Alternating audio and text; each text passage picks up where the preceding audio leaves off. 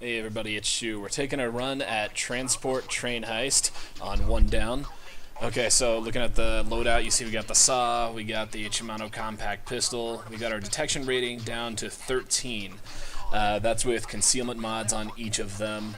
I'm running champion silencer on the pistol. That's not super important, but it's probably the best one you can get when you have the skill that reduces or that improves concealment on your suppressors, because it adds accuracy and there's no concealment penalty to using it versus the size doesn't matter. So first thing we do is we get in here, we grab a body bag because we're going to be putting a lot of bodies in bags, and we're going to clear this area so that we have somewhere to work. It gets a little hectic at the start, but that's fine. It's when you want to screw up early on. We want to take this area, clear it as quickly as we can of civilians and of guards. With civilians, it's preferable to take them hostage rather than kill them, not just because of the penalty, which doesn't really matter, but to save body bags. With the loadout that we're using, we've got jack of all trades, so we're running 2 ECMs and then 1 case of body bags, and that should be more than enough. But if you want to shoot every civilian, you're going to start running out of body bags. So any of them that you can take hostage makes it a little easier. You don't run up into the limit on bags. Start opening these up so that we have civilians and guards sort of taking a few other routes. And also because we're going to be using that route later to move loot, just because it'll be slightly faster. Go back and fill up on bags.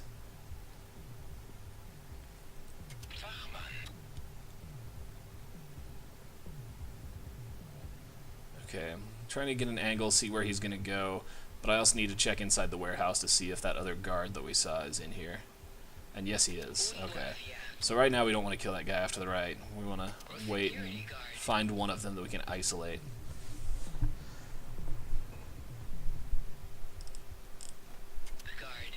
Civilian is walking away. Okay. Yeah, we're going to be able to isolate this guy. And if we kill him in here, we're not going to need to waste a body bag. So, extra bonus.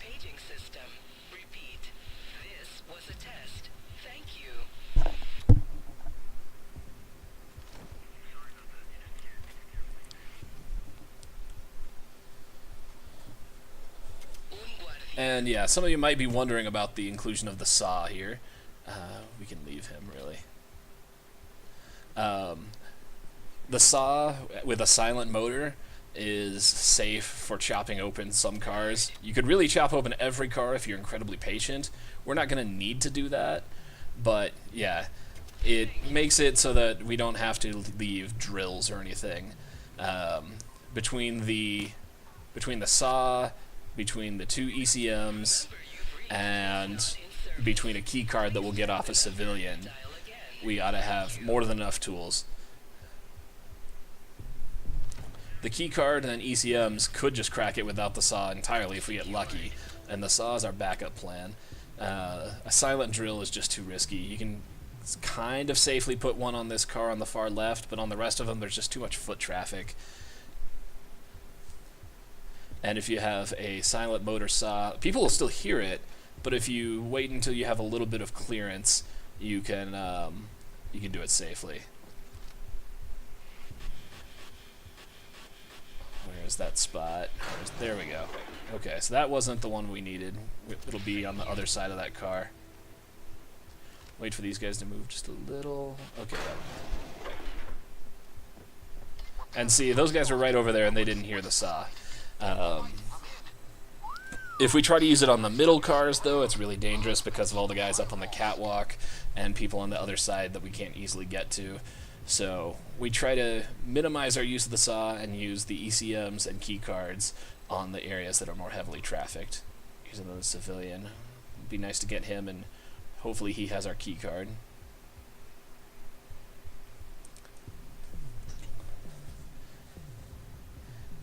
And this is one of the things, if you want to improve your money to time spent ratio here, it's good to do this kind of groundwork while you've got your hard drive cranking away trying to crack open that vault.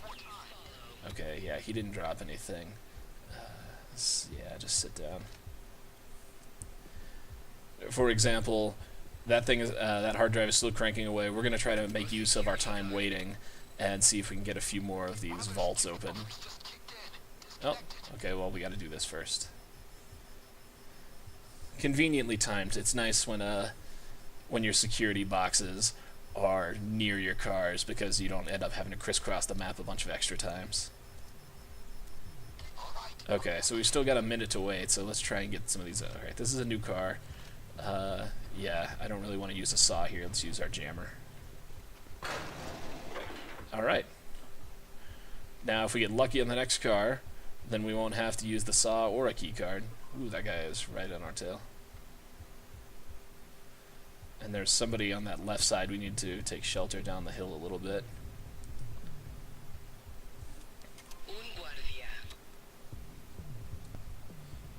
Okay, and we'll just wait here.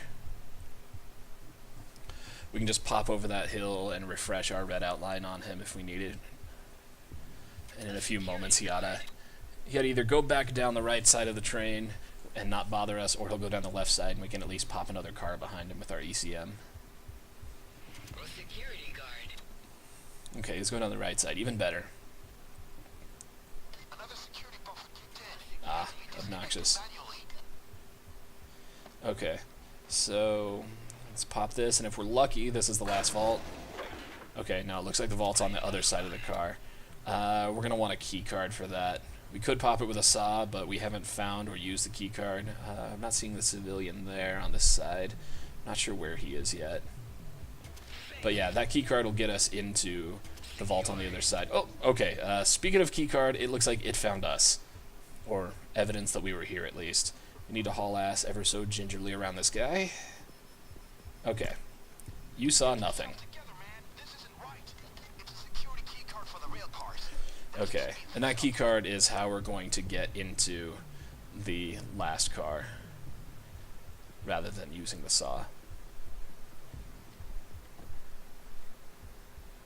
Okay, so we need to shut this down. We're going to take this corner wide, because sometimes there's a guy standing right in front of us there, and taking that corner wide ensures that we see him before we bump into him.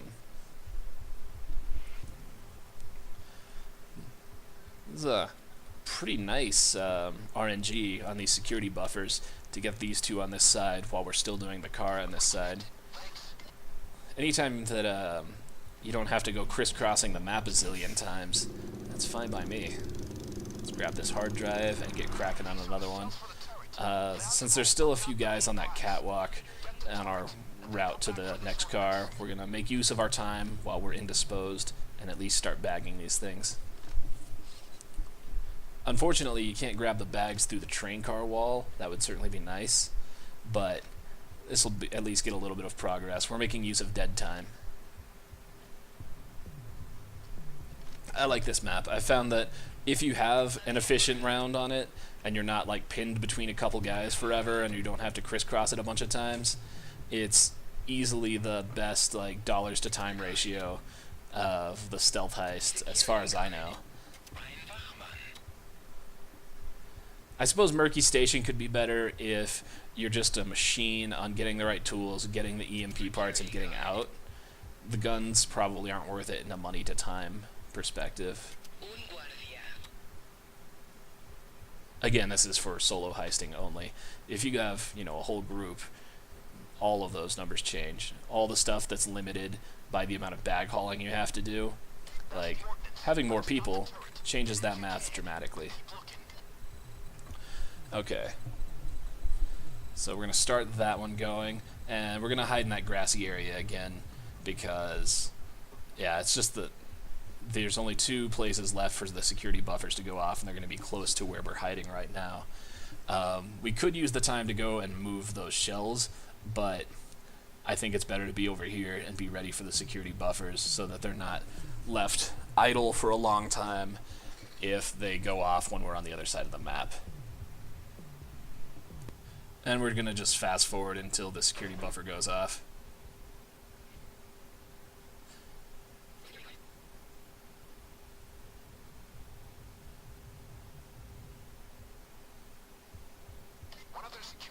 go.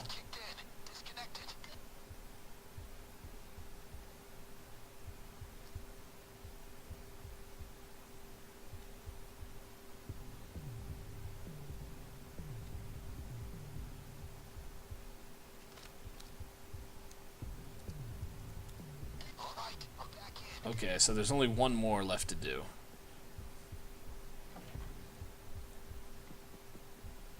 And we'll just fast forward until the next one goes off.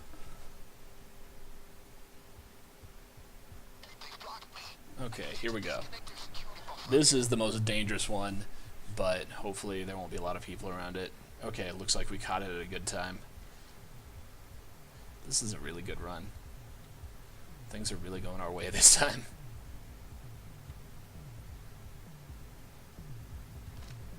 It's obnoxious when you get these two buffers and it's like right in the middle of GuardCon 2016 and they're just everywhere.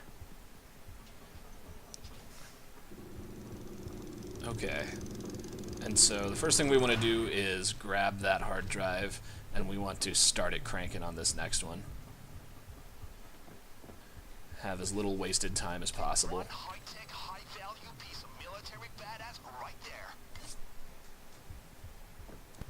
And from here, we're just moving bags while we wait for the other timer to finish. There won't be any security buffers since we've already done all 4. So right now it's just moving bags. We'll do that in fast forward.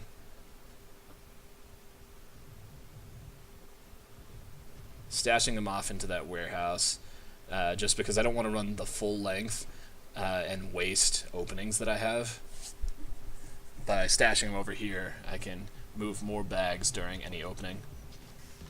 Okay, and now the turret car has finished. Drop this bag and I'll get moving over there.